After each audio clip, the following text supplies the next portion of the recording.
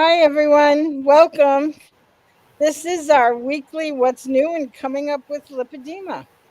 And I am here. I am Catherine Sayo, and I am the founder and CEO of the Lipedema Project and Lipedema Simplified.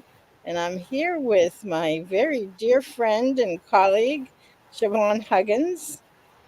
Hello, I'm the research specialist with the Lipedema Project, and I come hang out on Fridays and talk about what's going on. And we have some stuff going on. I think the thing that I'd love to start sharing is because I am learning so much. We have recently started to talk more about the surgical aspect of treatment. And I can say for myself, I'm one who had surgery very early on. I had surgery over 10 years ago, and it did not fare well for me. But I've seen and heard so many positives that I thought, Catherine, I think you're biased. Aren't we all? Oh my God. And so I said, all right, well, let me open my mind and my, curiosity and see what people are talking about. So we had the most wonderful webinar this week with Dr. Frank Lapschies from Berlin, Germany. And Siobhan had the good fortune to actually spend like time with him and his staff and his family. So hi, Lynn, and hi, Kathleen, and Anne Marie, and Angela. Welcome, and a bunch of others. Um, Siobhan, what was it like in Germany when you were at their clinic? They have a clinic 100% dedicated to lipedema. That's all that hmm they do. Yeah, so Frank gave us a tour of his clinic, and it was actually pretty cool because with the way that he talked about it, like talking about incorporating conservative care as well, having surgery as an option, but maybe not necessarily the first option for people. And the level of care afterwards as well with the aftercare, Hmm. and just how he thought about it in terms of it's a really useful tool for some people, but it's not for everybody. Hmm. And just having people who actually care and think about it beyond just like, oh, it's a paycheck. Like he's clearly put a lot of effort into it. And yeah, so I thought it was cool. And that kind of shifted my views on surgery because I was a bit more hesitant about it, still not interested in it for myself. My issues are all cosmetic at this point. But for other people, like seeing, oh, this is actually a really important option for people to have and to have safe options from providers who care about them. So that was really important of an experience for me, I think. Yeah, that's really well articulated because that really is with me. I said you could not pay me enough money to have a liposuction surgery at this hmm point in my life. But I'm 75 years old.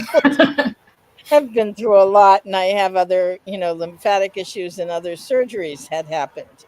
So, it's a whole different ball game for hmm me or for someone like me.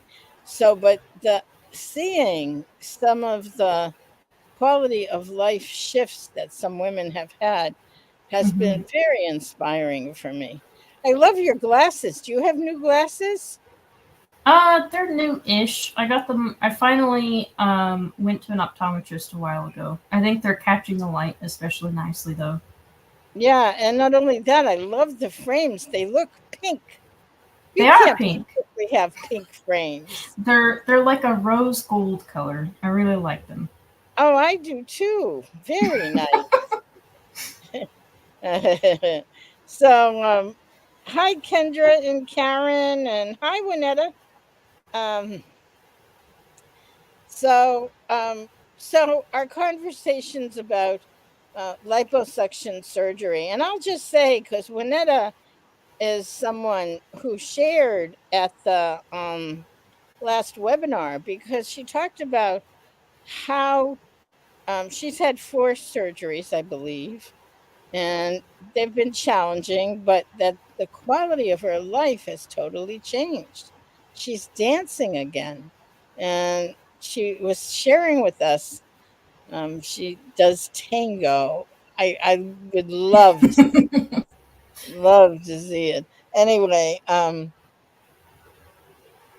what it's like to be able to have movement again and facility. I was thinking about that a lot today. Um, anyway, we have another webinar coming up about surgery because we are spending more time on this these days. So it is, is lipedema surgery right for you? Are you right for lipedema surgery? With Michelle Jacqua, who is working with us now. It's wonderful to have her on board. Um, she's an expert in insurance and a nurse navigator. And so she helps people navigate the entire journey around liposuction for lipedema. So that is September 15th. And I just realized I need to give people the link. Um,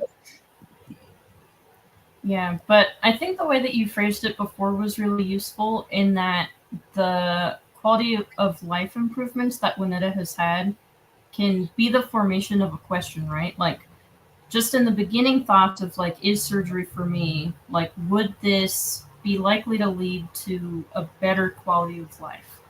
And for me, the answer is probably not.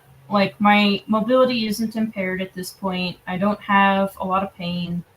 Um, it doesn't impact me a lot. A bit on body image, but I'm working on it. But for somebody else, the answers could be completely different, where it's like, well, yeah, I have a lot of tissue around my knees. It hurts to walk. I'm not able to do the activities that I want to do. So that's a really helpful question to start with. And it could change over time.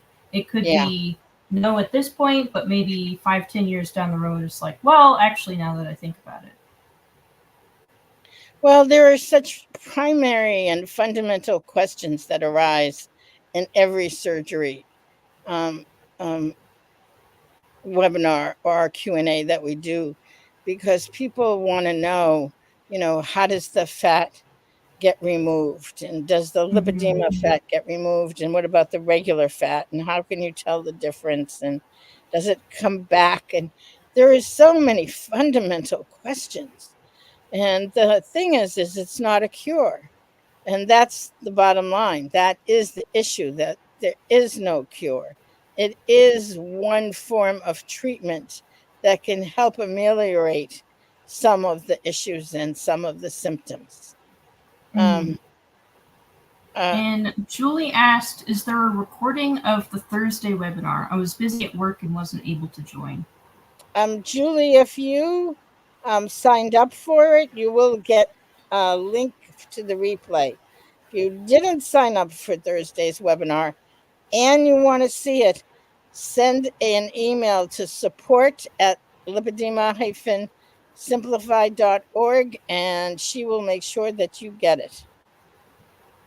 Wonderful. And then Kendra said, I have rewatched the surgery event with friends that are supportive for me, and they're really appreciated the information as well.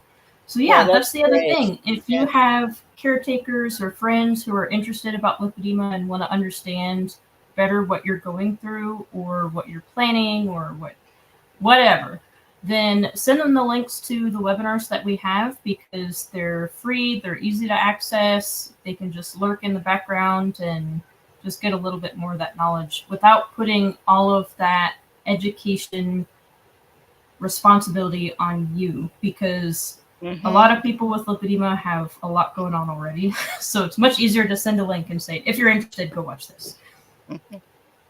And it gives people an opportunity to support you, Mm-hmm. which sounds kind of funny. I'm giving you an opportunity to support me. You don't have to say it that way, but to feel it that way, because people want to help and they don't know what to do. Yeah, I was talking to someone about that recently because they were struggling with reaching out to a loved one, not about lipedema specifically, but about some lifestyle stuff that they were struggling with and wanted to have some support on. And they felt like they were being a burden to that loved one. And I Yes. was like, look, they want to help. I know. I've talked to them already. They just don't know how. So, with a little bit of information, people do want to help and support you. That is what family and friends are for. And I have to say, I'm stubborn. I don't know if you know that about me or not, but I can be fairly stubborn. And the fact that this is a disease and that there's no cure, there's a part of me that doesn't believe that. There's a part of me that believes it's going to, disappear, and it doesn't. And there's a frustration with it. And Mm-hmm. there's a sense of, really? I mean, oh my God, I've done everything under the sun plus, you know. So um, I like what Juanetta says when she says it takes a team to really support Mm-hmm. the process, not even of surgery, but of, maintaining a chronic disease. Yeah. And if it makes you feel better, Catherine, whenever someone says there's not a cure or 100% reversal for lipedema or whatever, I always append yet. Yet. We're still early in, we're still learning, Yeah. but we're learning at a very, very rapid pace. Yeah. And Julie says she's scheduled to meet with the surgeon next week. Great. You'll have to let us know how it goes. Yeah, Um, wonderful. so I put the link in the chat. We have a free webinar coming up with, let me show you.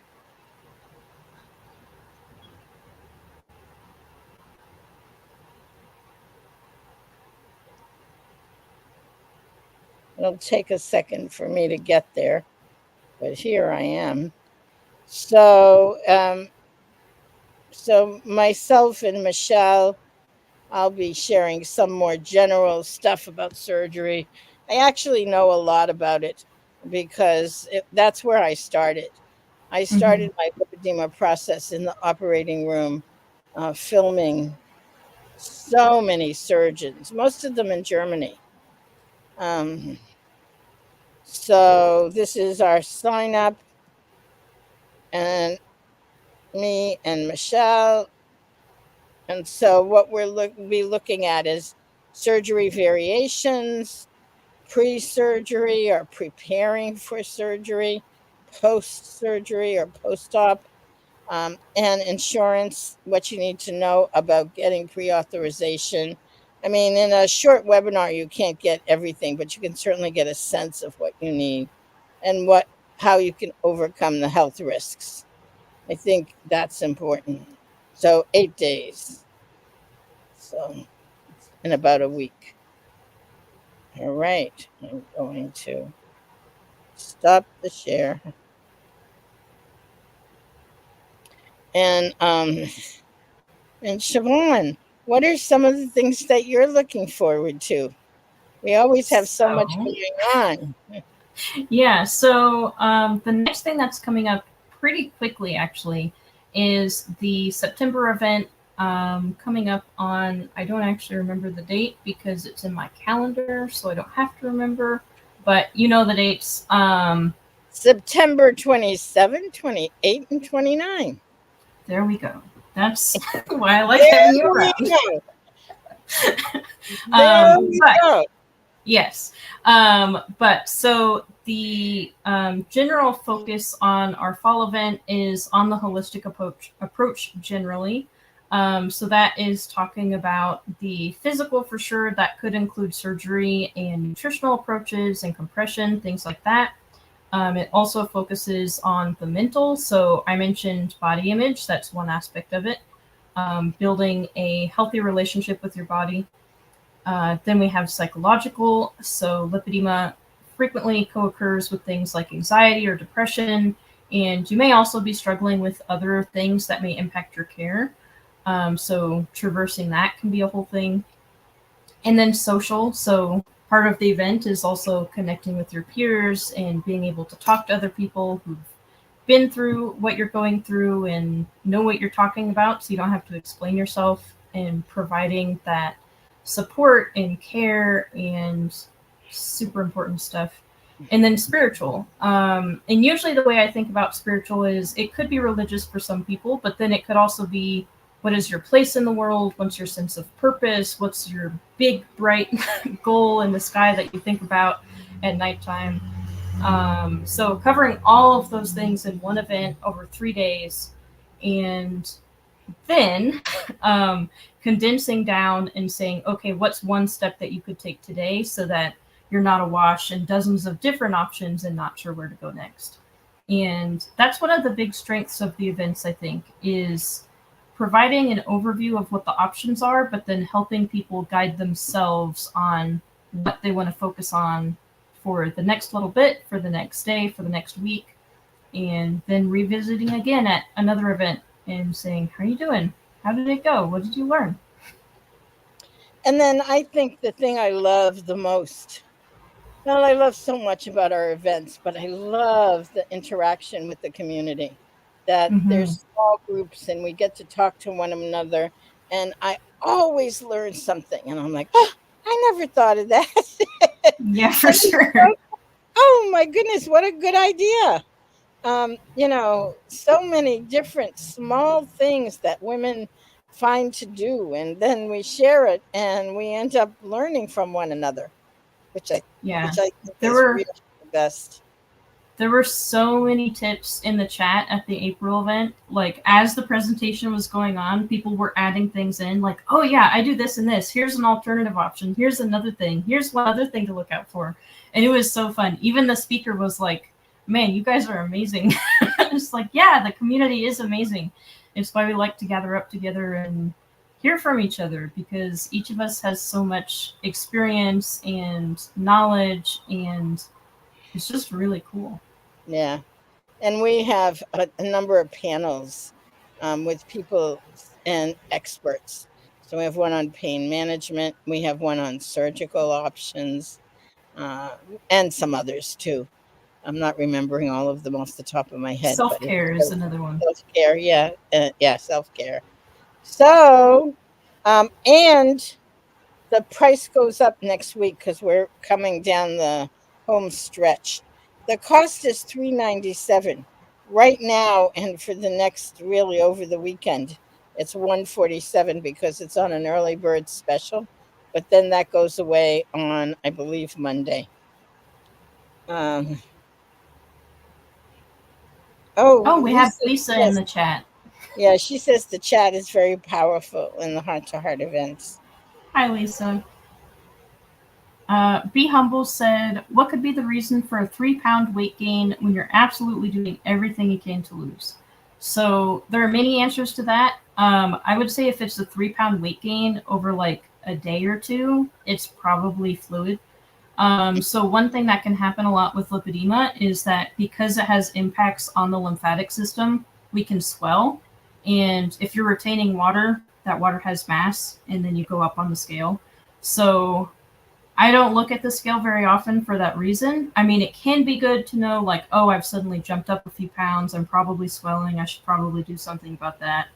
But on the other hand, in terms of just my own sanity, I rely a lot on measurements. So I'll do measurements at the waist, the hip, the thigh, the arms, and I'll track my longer term progress that way because it doesn't fluctuate as much. If it's over a longer term, it could be any number of things. It could be related to diet or stress.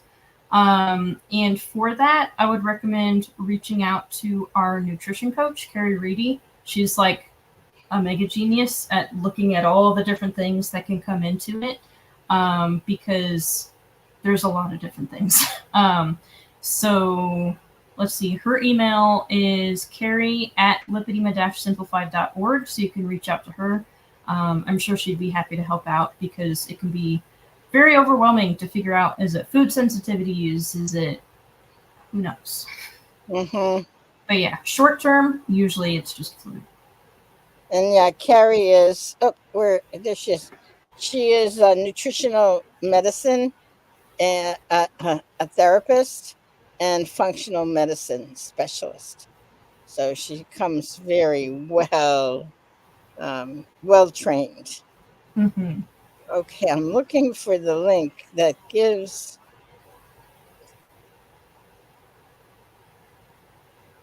You know what? I'll just add it because I can't find it. This is the link for our event. I want to make sure everybody has it. Yeah, and Be Humble said, "Thank you, Siobhan. I appreciate the help. Great advice. This is driving me nuts." I am with you on that. I've also experienced cases where my inches are going down over time, but then my weight is completely the same. So that's another reason I don't focus on weight too much, because like I've seen people with lipedema who changed their diet, were doing absolutely everything right, didn't lose any weight, even went up a little bit. But then they looked at the body composition scans before and after they had made the change. And what happened is that they had lost fat, but simultaneously gained muscle and lean mass. So they didn't lose weight because their body composition had changed. So it's complicated. It is. Yeah. And Juanetta said stress. Yeah, that is definitely a component. Yeah, stress, but so many different complexities. Mm-hmm. Yeah. Well, I think that's coming to a wrap. I Anything think else you so. want to add, Siobhan? I think that's all I have. But I appreciate the questions this time. It's always fun to see what you guys are thinking about and what you're curious about. And it gives us a good idea of what we should talk about. So I always appreciate it. Have a it's a Friday here on the East Coast. It's I love these because this is the like last thing of the week kind of thing Yeah. for at least for in on the East Coast, and it's the very beginning of autumn here. I'm so excited. Yeah, I'm it's like counting down the days because in Boulder, it's like it'll flip back and forth in October, but that's when we start getting really chilly. And I'm just like looking at the calendar and like 3 more weeks until it's October. yeah. October is my fave. Me too. So, well, have a wonderful weekend, everyone, and wherever you are in the world, morning, afternoon, evening, autumn, winter, Summer, spring or fall, summer, because spring. I think Fiona was talking about it's summer in New Zealand, so we Hmm. cover it all. So hope to see you soon. Much love. Yeah. Bye, everybody.